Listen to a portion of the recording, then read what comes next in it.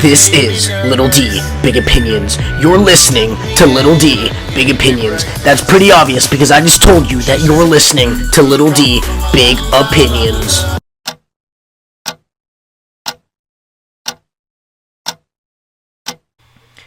What's going on, everybody? It's Little D, Big Opinions back on air. I'm your host, Daniel, and you're listening to Little D, Big Opinions. I've been gone for quite some time on this podcast. I've had quite the absence and posting episodes and clips, but I'm back, and I'm glad to be back. I've tried to really brainstorm this crazy idea I've had for the past month, and it's really the main segment of this podcast today. It is the main point. I have two things to really kind of rant about. So, one being barn doors, but I'll get to that. I don't know if I should talk about that first or last.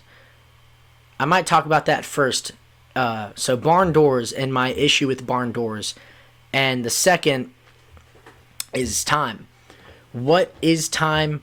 What is this man-made concept of time that we have? And schedules. Really the biggest thing about this concept of time that I've had is schedules and why we have schedules. Who created schedules? And so that's going to be the two main segments, barn doors and time. More specifically, time being an illusion, along with schedules being an illusion. And really, schedules enslaving people to a very unfulfilling life, and a very, very unfulfilling life, and poor, really, really, a lot of people aren't happy anymore. And it's just something I've noticed a lot.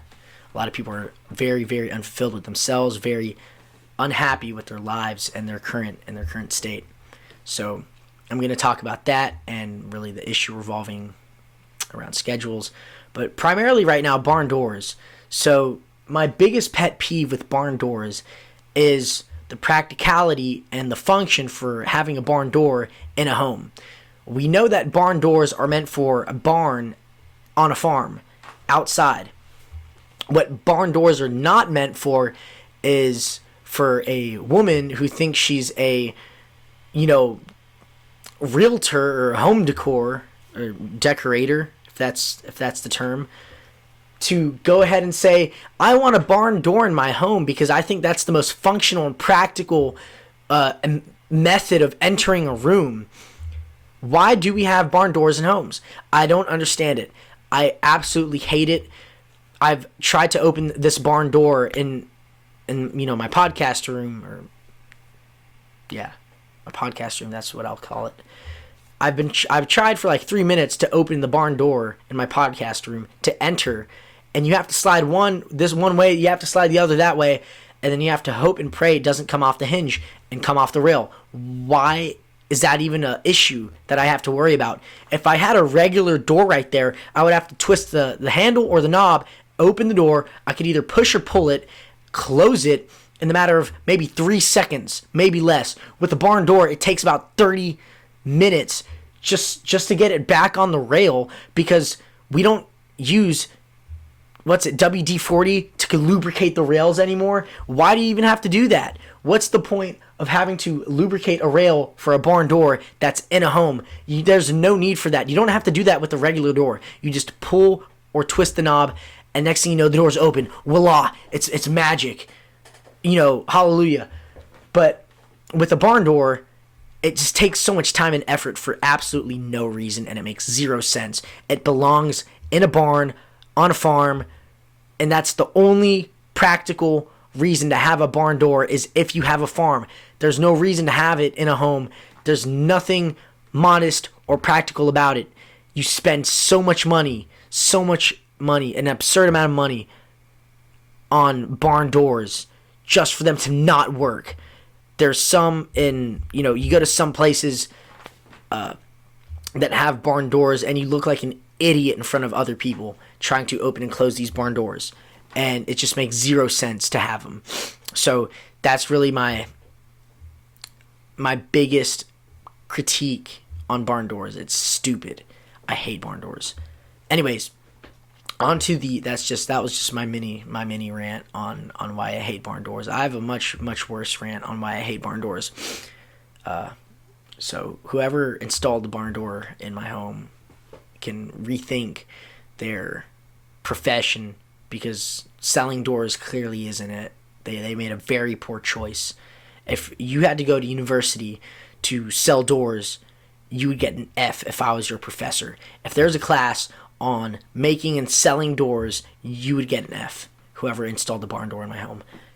Absolute F. Flunked the class. Matter of fact, I'm gonna look at your name. I'm taking you off the roll. I'm not allowing you to enroll in the class whatsoever. You are never, ever, ever. Once I buy my first home, once I become a first time homeowner, I will never allow myself or the future buyer to ever install a barn door. There's nothing practical about it. It's stupid, and it's just very incompetent to have a barn door in an indoor home. And I know it sounds stupid, but a barn door is for outdoors because it's outdoors on a barn, right? There's grass surrounding a barn. You're surrounded by farmland, cows, livestock. There's no reason to have it inside. Anyways, it's like having a cow in your home. Why would you have a cow in your home? It just doesn't belong there. Neither does a barn door. So that's my kind of just getting started rant. So now we're going to move on to time and this man-made concept of time.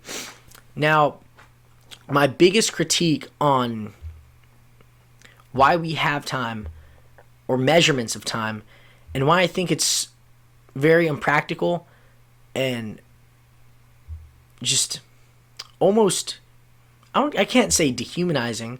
There's nothing necessarily dehumanizing about time or the concept of time, but it's really the measurement and the concept of schedules, really revolving around time as schedules. That's my biggest issue. When you try to look up definitions for time, you have philosophical definitions, you have mathematical definitions, and you have scientific definitions for time, and maybe a few other definitions. But there's never, ever, from what I know, been a agreed upon term or definition for time, right? There are so many definitions, but there's never been an agreed upon term or definition for time. No one can give a perfect definition of it. Why? Because it is, for the most part, a man-made concept. Naturally, yes, the earth gives you a measurement of time. That being the sun's rising, the sun's setting, the sun's above you, and you know it's midday. But other than that, that's really all the earth gives us when it comes to measuring time, right? Now, what do we do with that time that we have? That at least the measurement that we have, right? If I look on my watch, I see that it's about 9:05, 9:10, right? Okay. On other planets, it could be morning. Some people start their days at night. Some people end their days in the morning. People who work in hospitals, their day could start at 6 p.m. They'll work till 9 a.m. the next day. That's when their day ends, when the sun rises, right? For another person, their day could start at 9 a.m. when the sun's rising, and their day might end at 5 p.m. the same day as the sun's setting, right? There is no absolute definition for time. It is so, it's literally time. The best way I could think of time is you do with what you want. You get what you want out of time, and there's really no way to specify what time really is. I could count to 60. 1 Mississippi, 2 Mississippi, till I get to 60. For someone, that could be a minute. For me, that could be half a minute, right?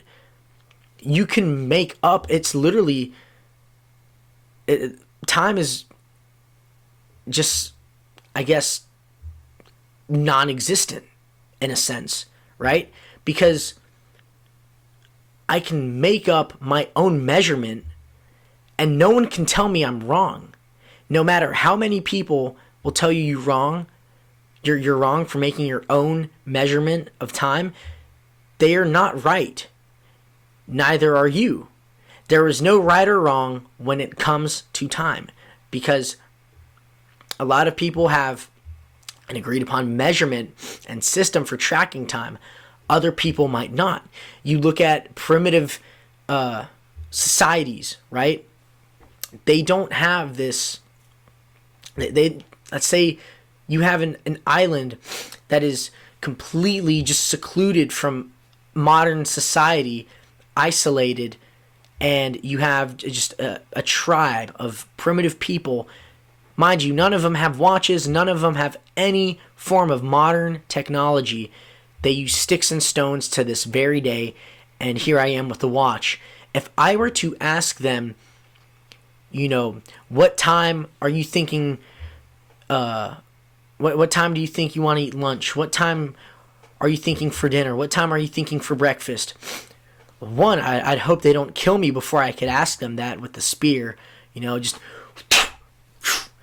and I'm dead. I hope they wouldn't do that, but I would at least hope, because that is a case where people have tried to interview or assimilate with these tribes, and they ended up dying because they weren't part of the tribe. They were invaders of the tribe's land, and then the tribe just killed them. I believe that was actually a story. Someone tried to visit, I think, Sentinel Island, something like that, and he just ended up getting absolutely murked by a bunch of these primitive people, this primitive tribe, because they saw him as an outsider, they saw him as an invader, or as a threat possibly. So hypothetically speaking, I found a tribe that was not viewing me as an invader, and they did not kill me, right? They let me live with them for some time. If you were to observe what they don't do things in a schedule. They don't have schedules. Matter of fact, time is probably not even a concept to them. They just naturally, it's part of their rhythm. They're just natural rhythm. They wake up, they do what they need to do. Maybe they eat what they want when they want, and there's really no need for time for them, right? Now, obviously, I understand it's because they're isolated. They don't have anything else to do. They don't have to worry about clocking in or clocking out or asking their boss about something, because they don't have that, right? That's not an issue for them. And so it's easy for me to say, living in a modern society and a culture where that is an issue, you do have to worry about a schedule. You do have to worry about time. It's easy for me to say that, but, so many people are so particular and anal about schedules that they don't allow for any cushion room or any interruption. And it completely ruins the fulfillment that they get by accomplishing something or finishing something.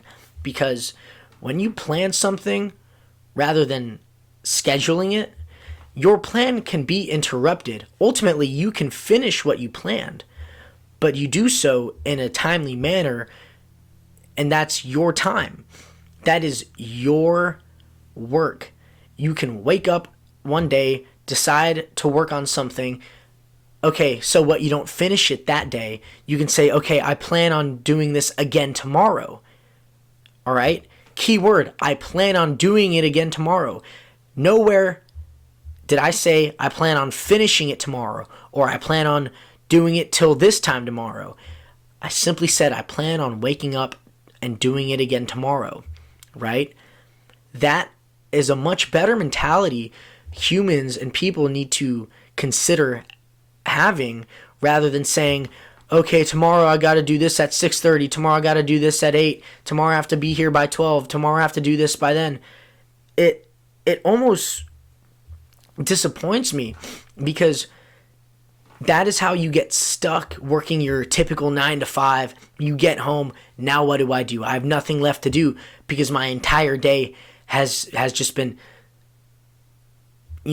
all the energy and all the things that I scheduled or planned to do sucked out by this one giant schedule where, 30-minute lunch break, then 5 hours of work, and within those 5 hours of work, you have to focus on a bunch of different little tasks, and you have to do them in a time frame, and you just check things off of a list, and that is not in any way, shape, or form natural for the human mind and body. Humans are meant to just wake up and work and then go to sleep and do it again. And now that's a very broad statement I just made. But if I were to kind of go into the specifics of it, humans are meant to wake up and go work on something until they are fulfilled and till they have some sense of accomplishment in what they just did. Mind you, someone could work on something for 5 hours one day and then maybe work on it 3 hours the next day. And there's no need for this, oh, you have 30 minutes to get this done, then you have 40 minutes to get that done. It's stupid. That gives you zero wiggle room or zero room.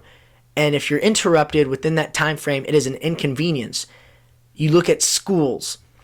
You have to be at school and in this building at a certain time. And if you're not there at a certain time, you're given a tardy, right? If you're not in class at a certain time, you're given a tardy. You have to complete an assignment within 30 minutes. You have to complete a test within 20, 30 minutes, whatever. You are given times and schedules of when you need to be at certain places and when you need to finish certain things. That has been a decline. That's one of the reasons for a decline in intelligence, competence, and human accomplishment.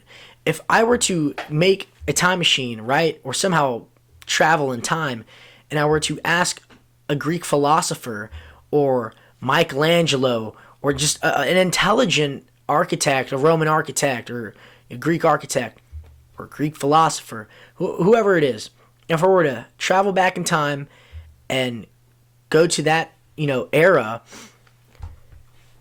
if I were to ask one of those people, like Michelangelo, for example, what's your schedule?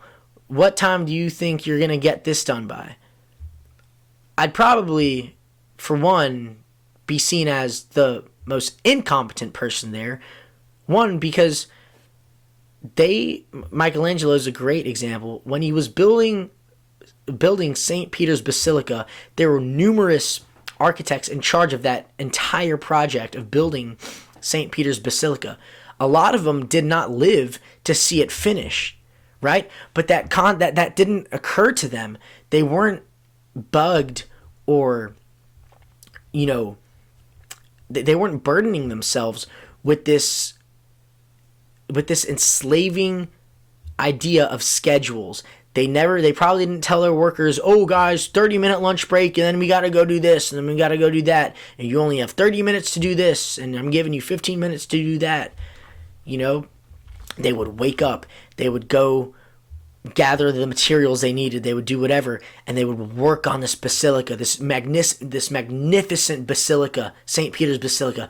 They would work on it, and once they were done with an honest, hard day's of work, they would say, okay, we've done enough, we're going to go home, or we're going to go do whatever. Tomorrow, wake up, same thing. Now, obviously, manual labor is pretty tough, right? But they did not burden themselves with this idea that they have to get this done by a certain time. And guess what? Michelangelo wasn't even, I don't even think he was alive to see this basilica finished, but it didn't burden him. That didn't occur to him, really. He just worked on it, and eventually humans over time were able to finish and accomplish this basilica, and it's one of the most beautiful pieces of architecture. It's one of the best, one of the biggest human accomplishments. If you look at a Greek philosopher, if you were to puzzle him with the question and ask him something absurd or something that takes time to think about, right? It takes critical thinking. You're not going to give or put them on some timer and say, all right, I'm giving you 20 minutes. You have to get it done in 20 minutes. You have to find some answer in 20 minutes. They would think. That's literally all they would do, was just think. Cause and effect. And they accomplish so much more doing that rather than sitting down and telling themselves, I have this much time to do that, then I have to move on to the next thing. Personal testimony of mine. I worked in a grocery store for quite some time. And mind you, the people were great, but I could not stand this you're literally a slave to the system. You have to clock in at a certain time. You have to clock out at a certain time. You have to complete this task at a certain time. I understand it does bring some sense of order, right? But for some people, they struggle with actually accomplishing or doing something well when they're only given so much time. And then other people get mad at them when it's not done. Well, here's the question. Would you rather have something done poorly but done quick, or would you rather have someone take their time and do it well, right? Back to school.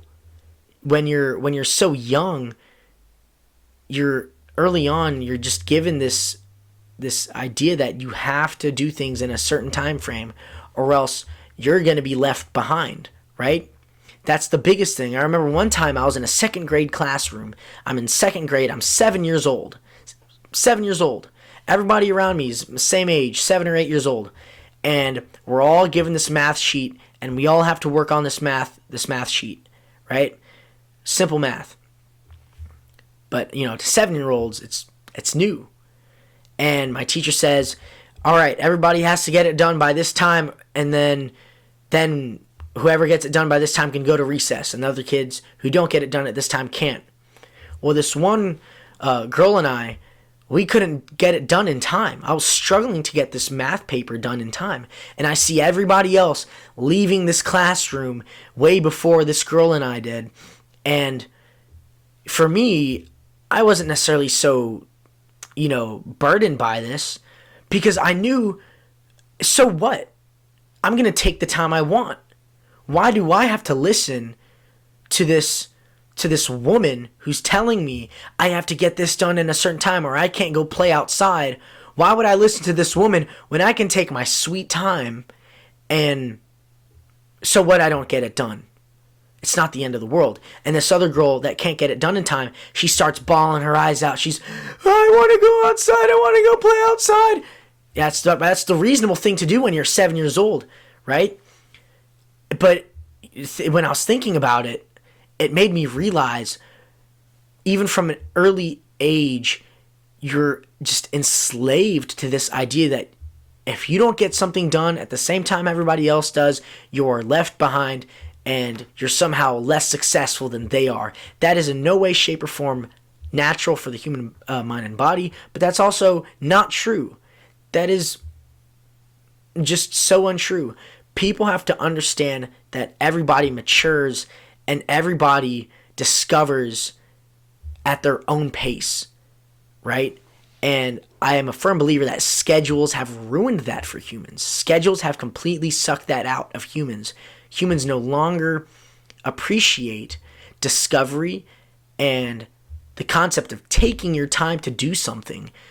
I don't care if it makes me look lazy or if I look like I'm not working as hard as another person just because they can get something done quick.